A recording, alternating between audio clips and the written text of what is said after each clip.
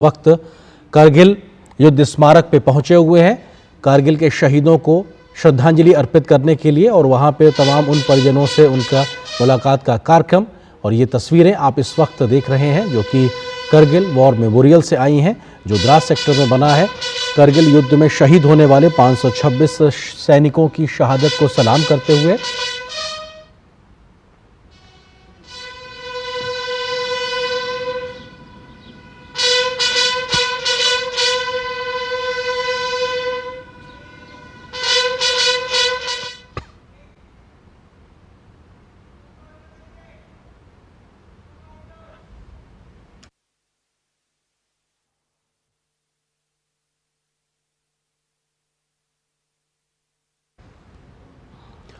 और ये तस्वीरें कारगिल युद्ध स्मारक द्रास से, जहां पे प्रधानमंत्री नरेंद्र मोदी पहुंचे हैं और 140 करोड़ भारतीयों की ओर से उन्होंने श्रद्धांजलि अर्पित की।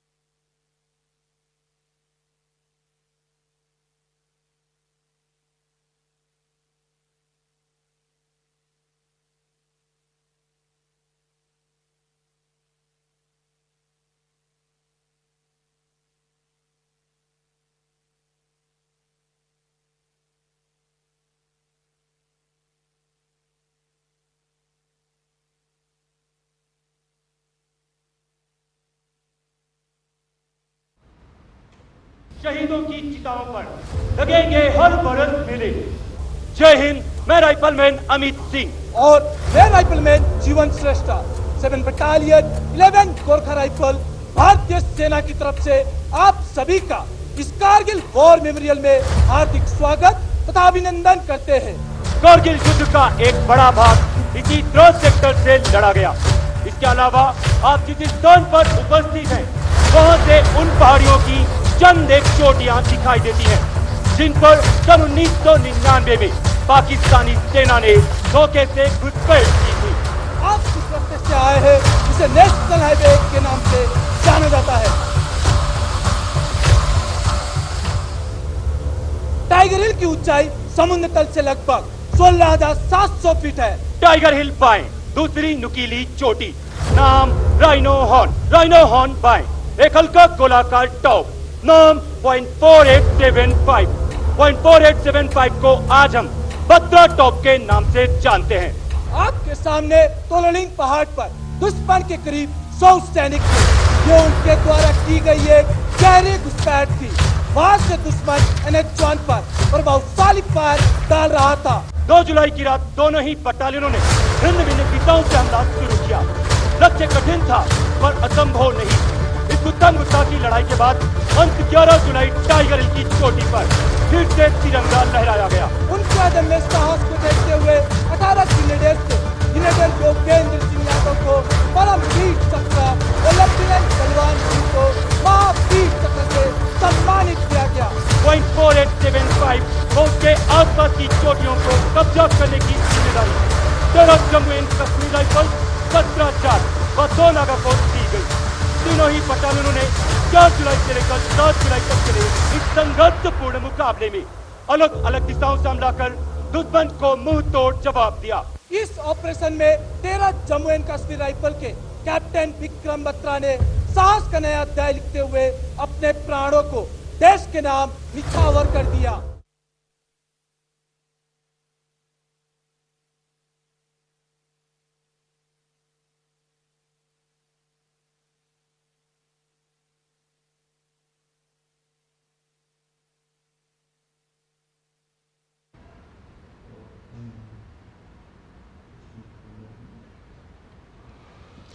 और ये प्रधानमंत्री एक तरीके से कारगिल युद्ध स्मारक वहाँ पे दौरा करते हुए कारगिल युद्ध में शहीद तमाम जवानों की जो तस्वीरें वहाँ लगी उसकी जानकारी हासिल करते हुए, जिस वक्त ये युद्ध हुआ था उस वक्त की वास्तविक तस्वीरों को भी संग्रहालय में रखा गया है। कौन से साजो सामान इस्तेमाल किए थे भारतीय सैनिकों ने उसका भी संग्रहित किया गया है। तो पाकिस्तान के कब्जे से बरामद किए गए गोला बारूद और तमाम अन्य प्रकार के सामान को भी इस संग्रहालय में संरक्षित किया गया है। भारतीय शौर्य की गाथाएं भी यहाँ पे लिखी गई हैं। किस तरीके से जो वीर शहीद सैनिक हैं उनकी कहानियां थी, कैसे उन्होंने इस युद्ध को अंजाम तक पहुंचाया, उसका जिक्र भी इस संग्रहालय में साफ तौर से रखा गया है। किन किन रेजिमेंट्स के तमाम जवानों ने जो अपना योगदान दिया है, जिन हथियारों से इस लड़ाई को लड़ा, लेकिन जो जज्बे की कहानियां हैं वो भी यहाँ पर कविताओं के तरीके से उकेरी गई हैं उनके याद उनको करने के लिए। और ये अपने आप में दिखाता है कि देश के लिए सर्वोच्च बलिदान देने वालों को देश भूला नहीं है। आज भी उनके इस योगदान के लिए 140 करोड़ भारतीय सम्मान के साथ अपना सर झुकाते हैं। ऐसे तमाम योद्धाओं ने जिन्होंने भारतीय मान सम्मान, तिरंगे के मान सम्मान के लिए जो काम किया, अपना जो सर्वोच्च बलिदान दिया, उसका नमन करने के लिए प्रधानमंत्री का पहुंचना ये दिखाता है कि पूरा देश उन शहीदों की शहादत के आगे खड़ा हुआ है। और यहाँ पर वो भी साजो सामान रखा गया है जो पाकिस्तानियों के कब्जे से बरामद किया गया था। और हार्ट ऑफ रिमेम्बरेंस अपने आप में उन शहीदों की तमाम यादों का जिक्र भी करता है और तमाम ऐसे पत्र भी जो उन वीर जवानों ने अपने परिजनों को लिखे थे, जिसमें देशभक्त की भावना से ओतप्रोत वो शब्द, वो भावनाएं कहीं ना कहीं झलकती हैं। उन सबको संग्रहित करने का काम भी किया गया है। तो सिर्फ इतना ही नहीं कि उन शहीदों को हम याद करते हैं, बल्कि उनके जीवन से जुड़ी हुई, उनकी शौर्य गाथाओं से जुड़ी हुई तमाम बातों को इस रिमेम्बरेंस स्थल पे यहाँ पे रखा गया है। और उसके बारे में प्रधानमंत्री नरेंद्र मोदी जानकारी हासिल करते हुए और विभिन्न जो बटालियंस हैं उनके जो अफसर्स थे, उनके जो जवान थे जिन्होंने अपनी शहादत दी है, जिन्होंने अपनी कुर्बानी दी है, उनकी तस्वीरें भी यहाँ पे मौजूद हैं और उनके नामों को भी अंकित किया गया है। और ये अपने आप में वो उस वक्त की युद्ध के समय की वास्तविक तस्वीरें भी हैं जो यहाँ संग्रहित की गई हैं। तमाम वो युद्ध लड़े जाने वाले साजो सामान भी लिखे हुए हैं और शौर्य गाथाओं को भी यहाँ उकेरा गया है और जिसकी जानकारी प्रधानमंत्री हासिल करते हुए, और ये तमाम वो जगह जो भौगोलिक विषमताओं को दर्शाती हैं कि कैसे नीचे रहते हुए भी हजारों हजार फीट की ऊंचाई पे बैठा हुआ ऊपर दुश्मन जो सीधे टारगेट करने में सक्षम था, बावजूद उसके हौसले को पस्त करते हुए हमने उसको हराकर अपनी विजय गाथा को लिखा है।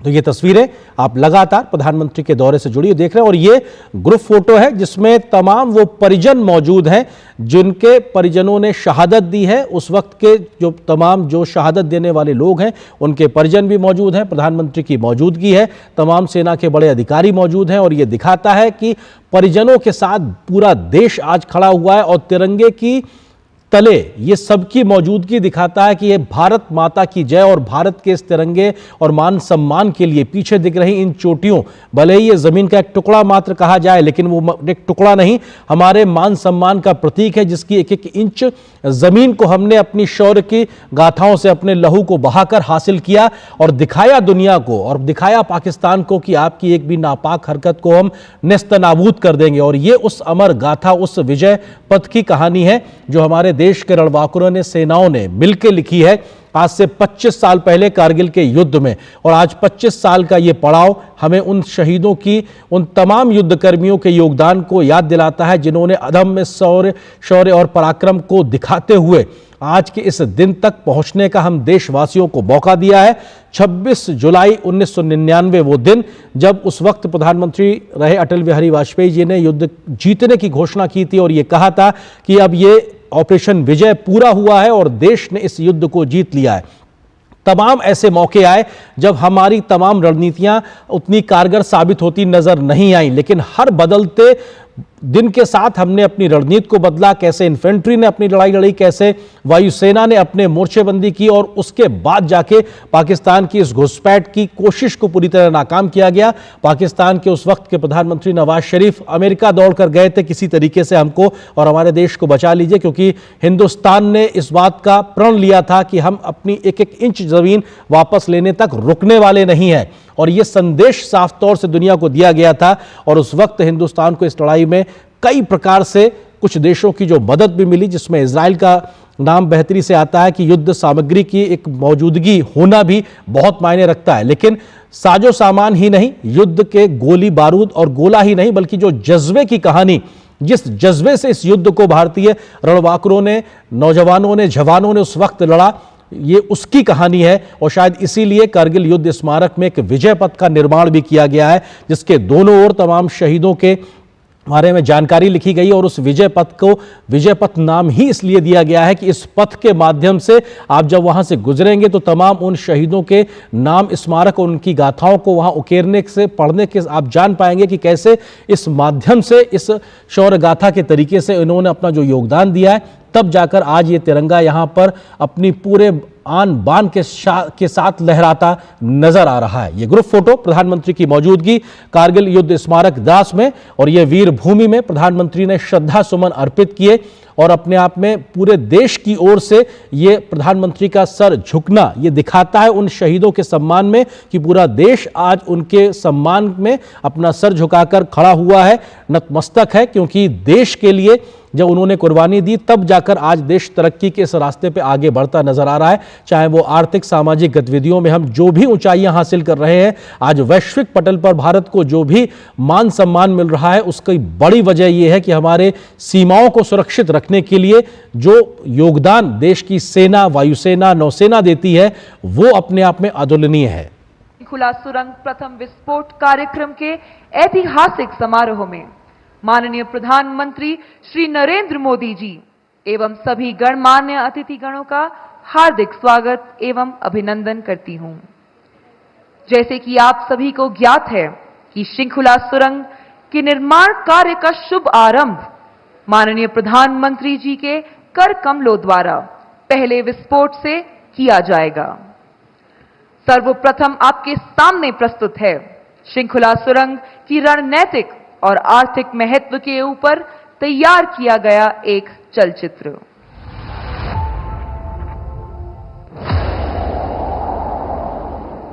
भारत के सुदूर उत्तर में बसा सीमावर्ती केंद्र शासित प्रदेश लद्दाख अपनी भौगोलिक स्थिति एवं कठिन मौसम की वजह से दुनिया के सबसे कठिन इलाकों में भी जाना जाता है।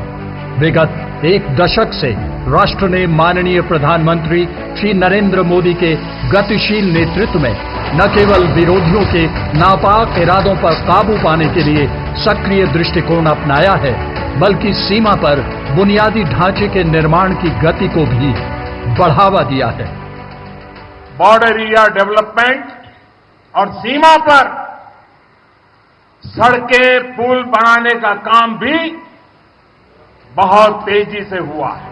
मनाली और लेह के बीच निर्माणाधीन निमू पदम दारचा रोड पर शिंकुला दर्रे पर 4,800 मीटर की ऊंचाई पर दुनिया की सबसे ऊंची शिंकुला सुरंग के निर्माण की मंजूरी भारत सरकार की सक्रिय पहलों में से एक है।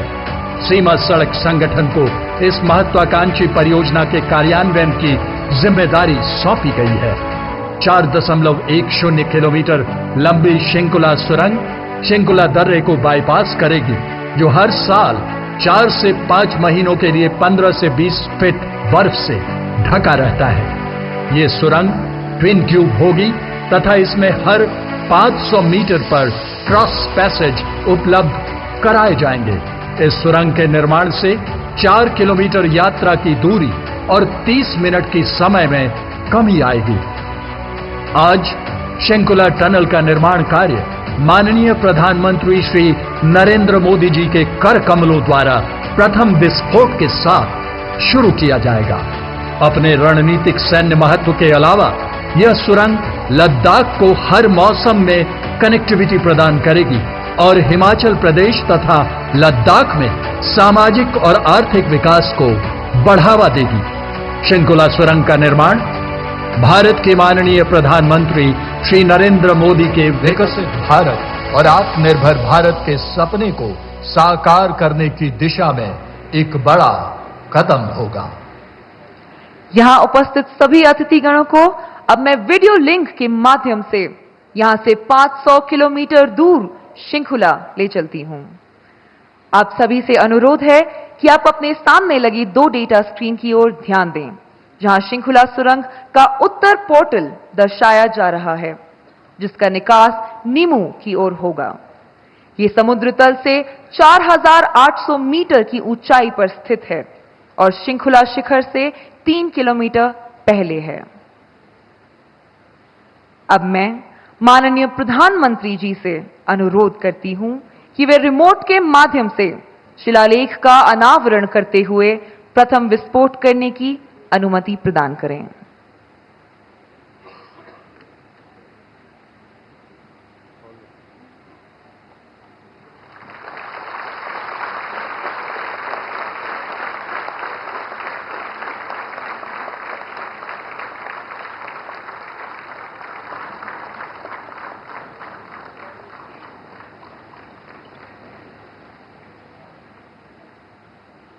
अब कुछ ही क्षणों में आप शिंकुला सुरंग का पहला विस्फोट देखेंगे, जिससे सुरंग के निर्माण कार्य की शुरुआत होगी।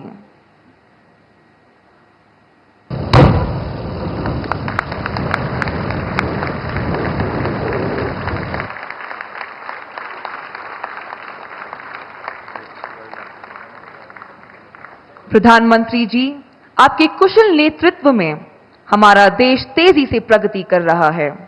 आपकी दूरदर्शिता और सशक्त नीतियों ने हमें आत्मनिर्भर भारत की ओर अग्रसर किया है। मैं आपसे निवेदन करती हूं कि वे इस शुभ अवसर पर अपने बहुमूल्य वचनों से हम सभी का हौसला बढ़ाते हुए हमारा मार्गदर्शन करने की कृपा करें। माननीय प्रधानमंत्री जी।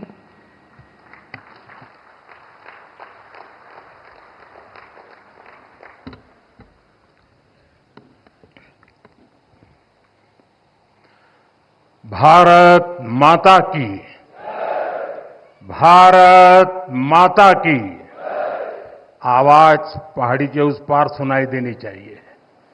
भारत माता की, भारत माता की। लद्दाख के lieutenant governor BD Mishra ji, केंद्रीय मंत्री Sanjay Seth, chief of defence staff general Anil Chauhan, तीनों सेनाओं के सेनाध्यक्ष करगिल युद्ध के समय सेनाध्यक्ष रहे जनरल बीपी मलिक जी, पूर्व सेनाध्यक्ष जनरल मनोज पांडे जी, वीरता पुरस्कार प्राप्त सेवारत और सेवानिवृत्त सैनिकों, करगिल युद्ध के बहादुर वीरों की माताएं, वीर नारियां और उनके समस्त परिजन, सेना के बहादुर जवानों और मेरे प्रिय देशवासियों, आज लद्दाख की ये महान धरती कारगिल विजय के 25 वर्ष पूरे होने की साक्षी बन रही है। कारगिल विजय दिवस हमें बताता है कि राष्ट्र के लिए दिए गए बलिदान अमर होते हैं। दिन, महीने, वर्ष, सदियां गुजरते हैं, सर्दियां भी गुजरती हैं, मौसम भी बदलते हैं, लेकिन राष्ट्र की रक्षा के लिए अपनी जान की बाजी लगाने वालों के नाम अमिट रहते हैं। ये देश हमारी सेना के पराक्रमी महानायकों का सदा सर्वदा ऋणी है। ये देश उनके प्रति कृतज्ञ है। साथियों, मेरा सौभाग्य है कि कारगिल युद्ध के समय मैं एक सामान्य देशवासी के रूप में अपने सैनिकों के बीच था। आज जब मैं फिर करगिल की धरती पर हूं, तो स्वाभाविक है वो स्मृतियां मेरे मन में ताजा हो गई है। मुझे याद है किस तरह हमारी सेनाओं ने इतनी ऊंचाई पर इतने कठिन युद्ध ऑपरेशन को अंजाम दिया था। मैं देश को विजय दिलाने वाले ऐसे सभी शूरवीरों को आदरपूर्वक प्रणाम करता हूं। मैं उन शहीदों को नमन करता हूं जिन्होंने कारगिल में मातृभूमि की रक्षा के लिए अपना सर्वोच्च बलिदान दिया। साथियों, कारगिल में हमने केवल युद्ध नहीं जीता था, हमने सत्य, संयम और सामर्थ्य का अद्भुत परिचय दिया था। आप जानते हैं, भारत उस समय शांति के लिए प्रयास कर रहा था। बदले में पाकिस्तान ने फिर एक बार अपना अविश्वासी चेहरा दिखाया, लेकिन सत्य के सामने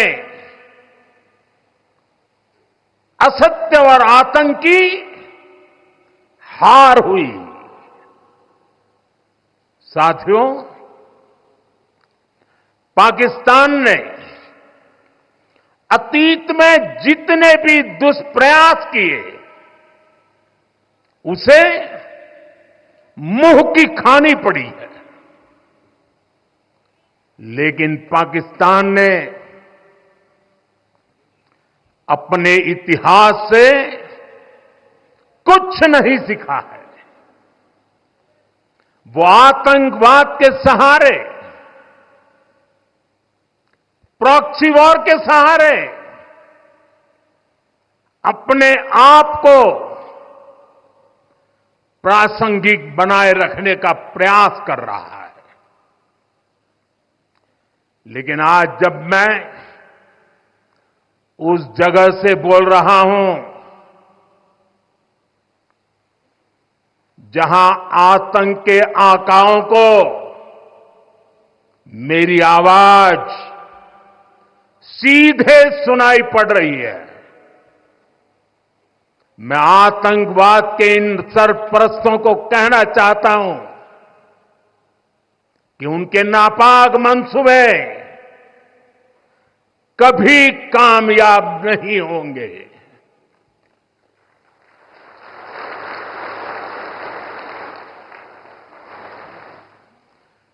आतंकवाद को हमारे जाबाज पूरी ताकत से कुचलेंगे। दुश्मन को मुंहतोड़ जवाब दिया जाएगा। साथियों, लद्दाख हो या फिर जम्मू कश्मीर, विकास के सामने आ रही हर चुनौती को भारत परास्त करके ही रहेगा।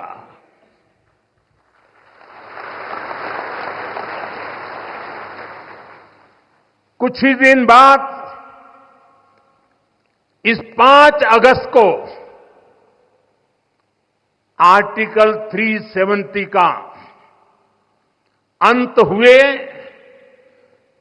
5 वर्ष पूरे होने जा रहा है। जम्मू कश्मीर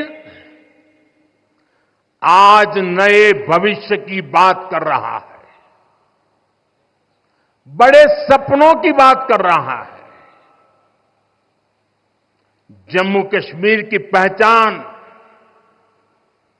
G20 जैसी ग्लोबल समिट की अहम बैठक करने के लिए हो रही है। इंफ्रास्ट्रक्चर डेवलपमेंट के साथ साथ जम्मू कश्मीर, लेह लद्दाख में टूरिज्म सेक्टर भी तेजी से ग्रो कर रहा है। दशकों बाद कश्मीर में सिनेमा घर खुला है।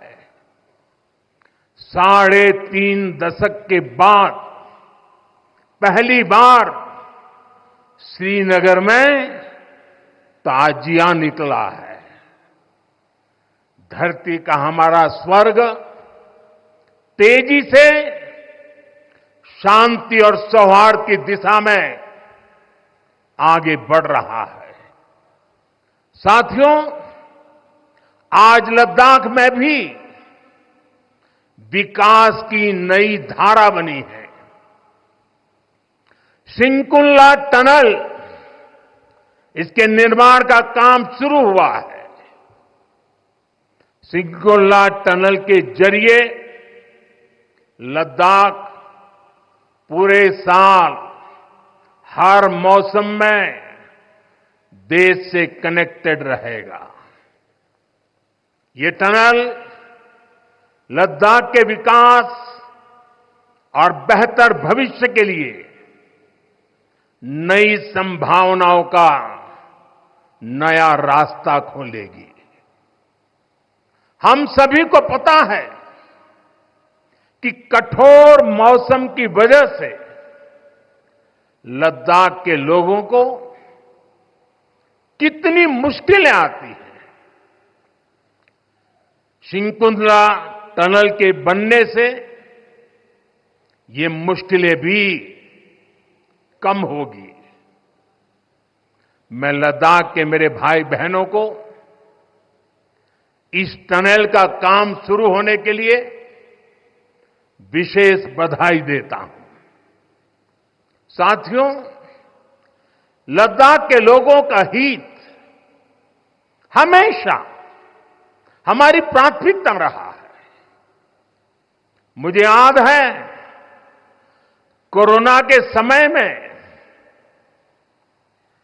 करगिल क्षेत्र के हमारे कई लोग ईरान में फंस गए थे। उन्हें वापस लाने के लिए मैंने व्यक्तिगत स्तर पर काफी प्रयास किए। ईरान से लाकर उन्हें जैसलमेर में ठहराया गया था और जब स्वास्थ्य की दृष्टि से पूरी तरह संतोषजनक रिपोर्ट मिले, उसके बाद उन सबको उनके घर तक यहां पहुंचाया था। हमें संतोष है कि हम अनेकों जिंदगियों को बचा पाए। यहां के लोगों की सुविधाएं बढ़े, ईज ऑफ लिविंग बढ़े, इसके लिए भारत सरकार निरंतर प्रयास कर रही है।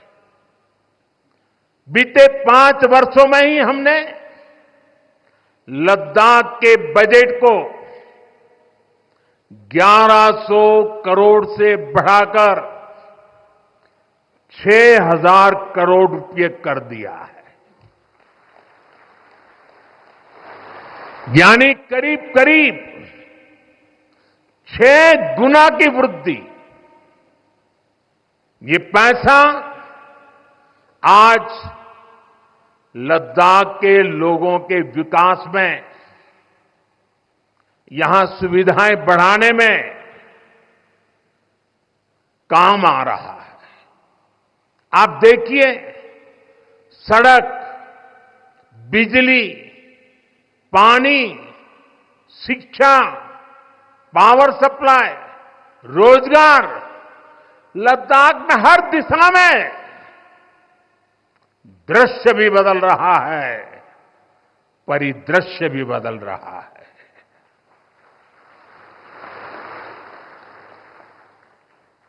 पहली बार यहां होलिस्टिक प्लानिंग के साथ काम हो रहा है। जल जीवन मिशन की वजह से अब लद्दाख के 90% से ज्यादा घरों में पाइप से पीने का पानी पहुंच रहा है। लद्दाख के युवाओं को क्वालिटी हायर एजुकेशन मिले, इसके लिए यहां सिंधु सेंट्रल यूनिवर्सिटी का निर्माण हो रहा है। पूरे लद्दाख क्षेत्र को 4G नेटवर्क से जोड़ने का काम भी चल रहा है। 13 किलोमीटर लंबी जोजिला टनल का काम भी जारी है। इसके वजन बनने से नेशनल हाईवे नंबर 1 पर भी ऑल वेदर कनेक्टिविटी हो जाएगी। साथियों, हमने देश के सीमावर्ती क्षेत्रों में विकास के असाधारण लक्ष्य तय किए हैं। चैलेंजिंग टास्क को अपने हाथों में लिया है। बॉर्डर रोड ऑर्गेनाइजेशन बीआरओ ने ऐसे लक्ष्यों को पूरा करने के लिए अभूतपूर्व गति से काम किया है। बीआरओ ने पिछले 3 साल में ही 330 से ज्यादा इंफ्रास्ट्रक्चर प्रोजेक्ट पूरे किए हैं। इसमें लद्दाख के विकास कार्यों से लेकर पूर्वोत्तर में सेला टनल जैसे प्रोजेक्ट भी शामिल है। मुश्किल टेरेन्स में विकास की एक गति नए भारत की क्षमता और दिशा दोनों दिखाते हैं। साथियों, आज की वैश्विक परिस्थितियां पहले से अलग है, इसलिए हमारी सेनाओं को हथियारों और उपकरणों के साथ साथ कार्यशैली और व्यवस्थाओं में भी आधुनिक होना चाहिए। इसलिए देश दशकों से डिफेंस सेक्टर में बड़े रिफॉर्म्स की जरूरत महसूस करता रहा था। सेना स्वयं वर्षों से इसकी मांग कर रही थी, लेकिन दुर्भाग्य से पहले इसे उतना महत्व नहीं दिया गया। बीते 10 वर्षों में हमने डिफेंस रिफॉर्म्स को रक्षा क्षेत्र की पहली प्राथमिकता बनाया है। इन रिफॉर्म्स के कारण आज हमारी सेनाएं ज्यादा सक्षम हुई हैं, आत्मनिर्भर हो रही है। आज डिफेंस प्रोक्योरमेंट में बड़ी हिस्सेदारी भारतीय डिफेंस इंडस्ट्री को दी जा रही है। डिफेंस में रिसर्च एंड डेवलपमेंट बजट का भी 25% प्राइवेट सेक्टर के लिए रिजर्व किया गया है। ऐसे ही प्रयासों का परिणाम है कि भारत का डिफेंस प्रोडक्शन अब 1.25 लाख करोड़ रुपए से ज्यादा हो चुका है। कभी भारत की गिनती हथियार मंगाने वाले देश के रूप में भी थी। अब भारत एक्सपोर्टर के तौर पर अपनी पहचान बना रहा है।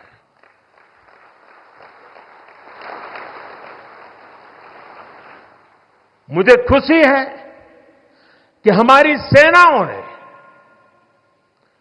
5,000 से ज्यादा हथियारों और ये सैन्य उपकरणों की लिस्ट बनाकर ये तय किया है कि अब ये 5,000 आइटम्स बाहर से नहीं मंगवाए जाएंगे। मैं इसके लिए सेना नेतृत्व को बधाई देता हूं। साथियों, डिफेंस सेक्टर में रिफॉर्म्स के लिए भी भारत की आर्म्ड फोर्सेज की सराहना करना चाहता हूं। हमारी सेनाओं ने बीते वर्षों में कई साहसिक निर्णय लिए हैं।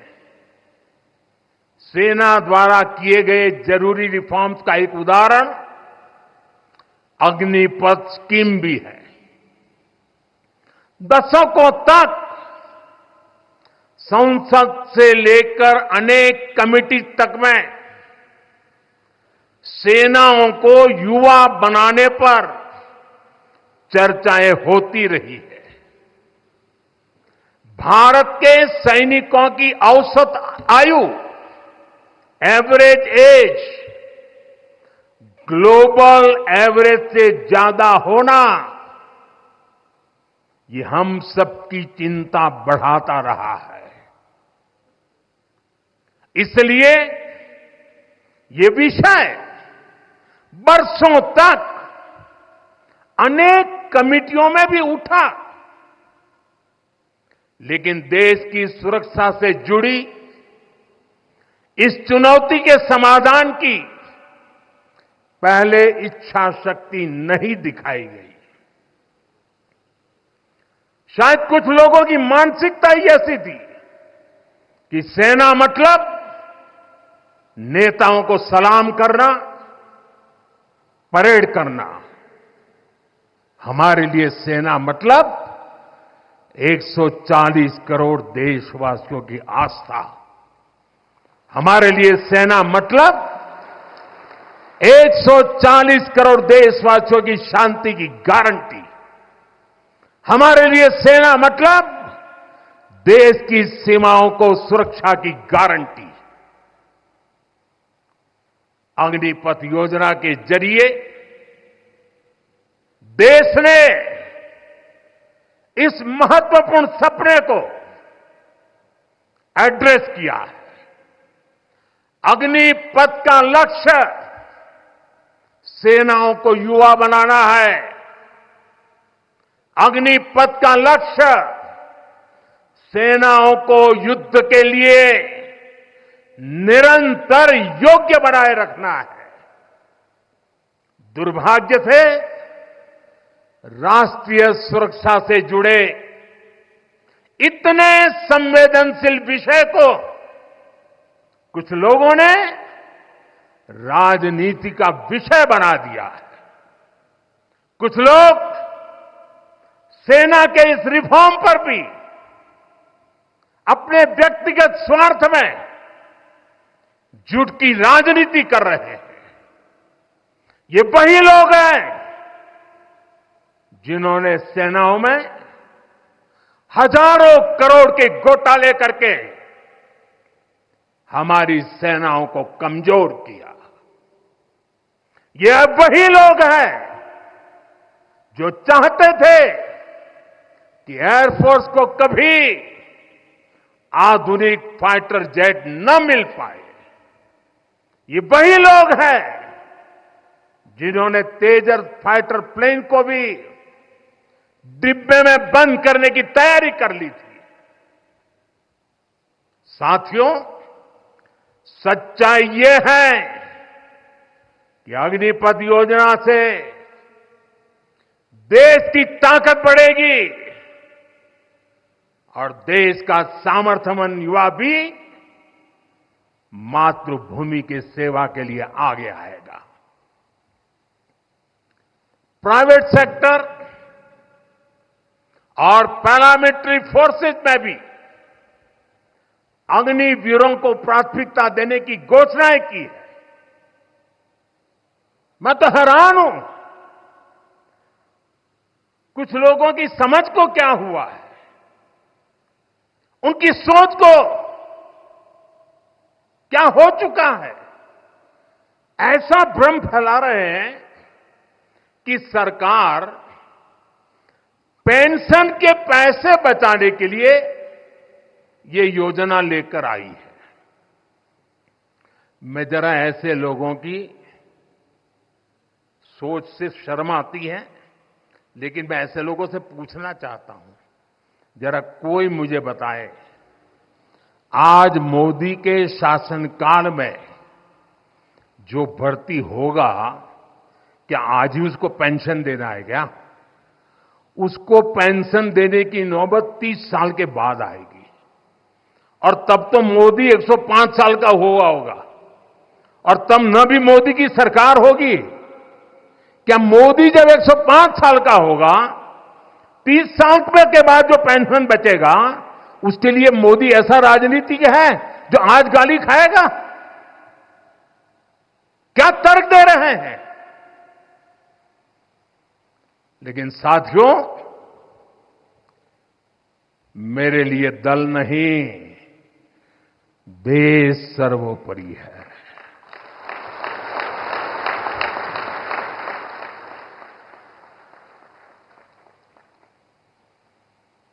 और साथियों, मैं आज गर्व से कहना चाहता हूं, सेनाओं द्वारा लिए गए इस फैसले का हमने सम्मान किया है। और जैसा मैंने पहले कहा,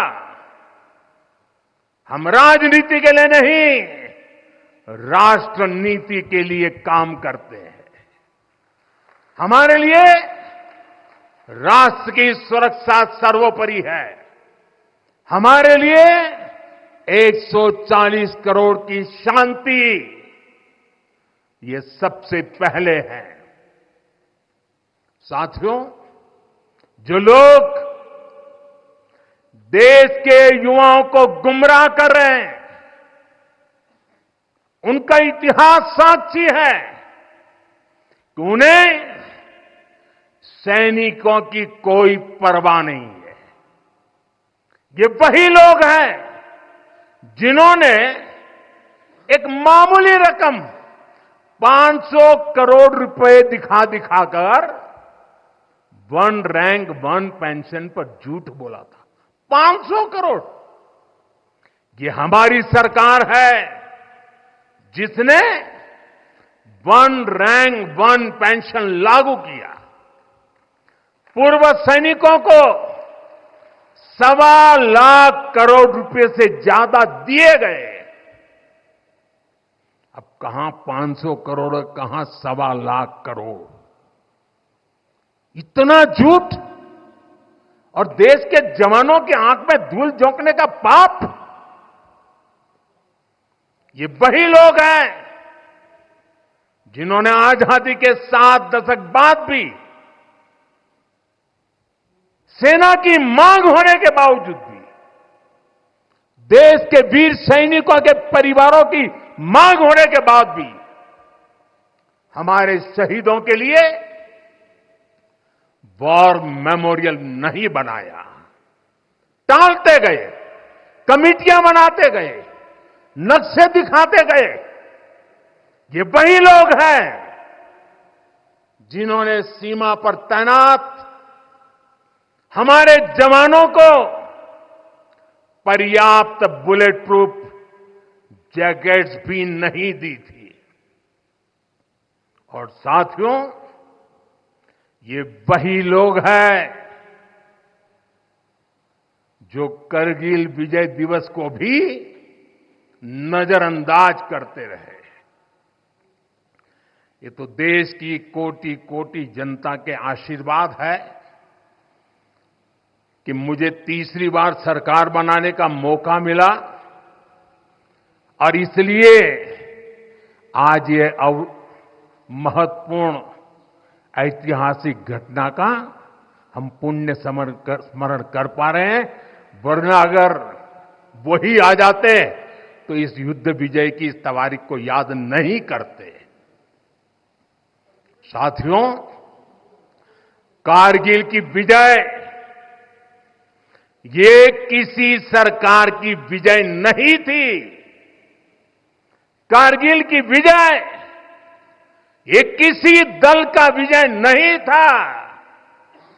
ये विजय देश की थी। ये विजय देश की विरासत है। ये देश के गर्व और स्वाभिमान का पर्व है। मैं एक बार फिर 140 करोड़ देशवासियों की तरफ से मेरे वीर जवानों को श्रद्धापूर्वक नमन करता हूं।